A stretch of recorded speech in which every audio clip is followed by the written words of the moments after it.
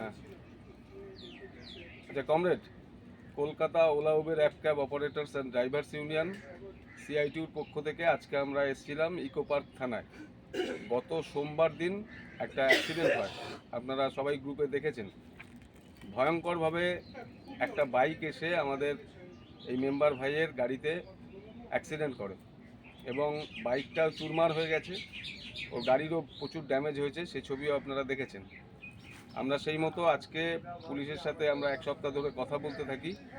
আজকে আমরা সবাই এসেছিলাম এখানে, এসে পুলিশের সাথে কথা বলে গাড়িটাকে রিলিজ করেছি, কিন্তু পুলিশ আমাদের কিছু এখনও রিটার্ন দেয়নি।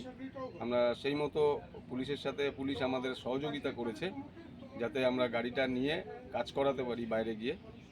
সেই মতো আমরা আজকে এখান থেকে সবাই মিলে এসে গাড়িটা নিয়ে গেলাম।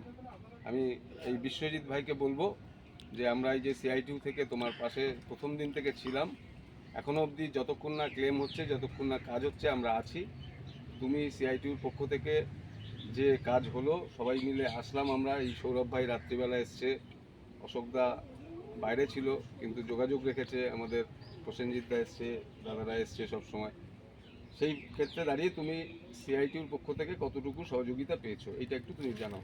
সেই আমি প্রথম দিন থেকেই যখনই ফোন করেছিলাম তখন থেকেই আমি সাহায্য পেয়েছি, এখনও পেয়ে যাচ্ছি। আজকের এই দাদাকে, অমিতদাকে বলেছিলাম, এক মুহূর্তে দাদা দেরি করেনি, চলে এসে। এই জন্য সিআইটিউর পক্ষ থেকে চিরকৃতজ্ঞ থাকবো। লাল সালাম। হ্যাঁ, লাল সালাম। সবাই ভালো থাকবেন। সবাই সব সময় বন্ধুদের পাশে থাকলে সবাই আমরা কাজগুলো ভালোভাবে করতে পারবো, এটাই হচ্ছে আমাদের বক্তব্য।